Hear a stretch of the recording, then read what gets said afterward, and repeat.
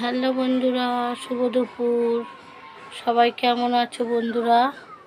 তো চলো আজকে কি রান্না করছি তোমাদের দেখায়, আর তোমরা দেখতে থাকো বন্ধুরা কি রান্না করছি। তো বন্ধুরা, আমি মাছ নিয়ে নিয়েছি, দেখো মাছের মাথা নিয়ে নিয়েছি। এটা কুমড়ো দিয়ে তরকারি করব, মাছের মাথাটা। আর নুন হলদি মাখিয়ে নিয়েছি। আর এদিকে দেখো দুটো চিংড়ি মাছ, কত বড় বড়। আর এটা ইলিশ মাছ। আর এটা কি মাছ তোমরা কমেন্ট করবে জানলে এটা কি মাছ। আর এই আলু কেটে নিয়েছি, কুমড়ো আলু কেটে নিয়েছি, পেঁয়াজটা কেটে নিয়েছি। মাছের মাথাটা দিয়ে ঘন্ট করব কুমড়োটা। মাছটা এবারে ভেজে নিই আমি। দেখো কড়া বসিয়ে দিয়েছি, কড়াটা গরম হয়ে গেছে।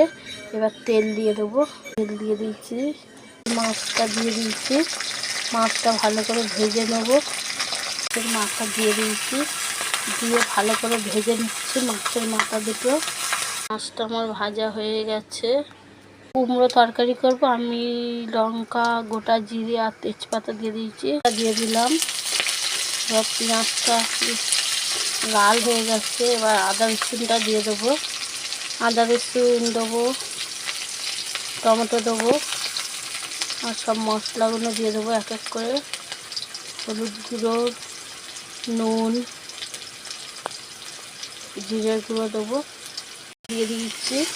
এবার একটু জল দিয়ে ভালো করে মশলাটা কষিয়ে নেবো। করে ভেজে নিয়ে ভেঙে নিয়েছি। আর এই মশলার সাথে ভালো করে কষিয়ে নেবো। মশলাটার সাথে ভালো করে কষিয়ে তেল মাথাটা ভালো করে কষিয়ে নিয়েছি। নিয়ে কুমড়ো আর আলুটা দিয়ে দিয়েছি। ভালো করে কষিয়ে নেবো। ফের এটাকে সবজিটা দিয়ে ভালো করে কষিয়ে নেবো। কষানো হয়ে গেছে। এবার অল্প জল দিয়ে দেবো। অল্প জল দিয়ে দিয়েছি, বসিয়ে দিলাম। অল্প জল দিয়ে দিয়েছি। মাখা মাখা তরকারি করব কুমড়োর। কুমড়ো দিয়ে মাছের মাথা তরকারিটা হয়ে গেল আমার। এবারে লাগিয়ে নেবো আমি। যাতে পেঁয়াজ দিয়ে দিয়েছি, এই লাল হয়ে গেছে। আমি আলুটা আর টমেটোটা দিয়ে দিয়েছি, দিয়ে ভালো করে নাড়িয়ে নিচ্ছি। নিয়ে এবারে আদা রসুনটা দেবো, ভালো করে কষিয়ে নিচ্ছি। মতন আমি জল দিয়ে দিয়েছি। হয়ে গেছে। আজকের রেসিপিটা কেমন লাগলো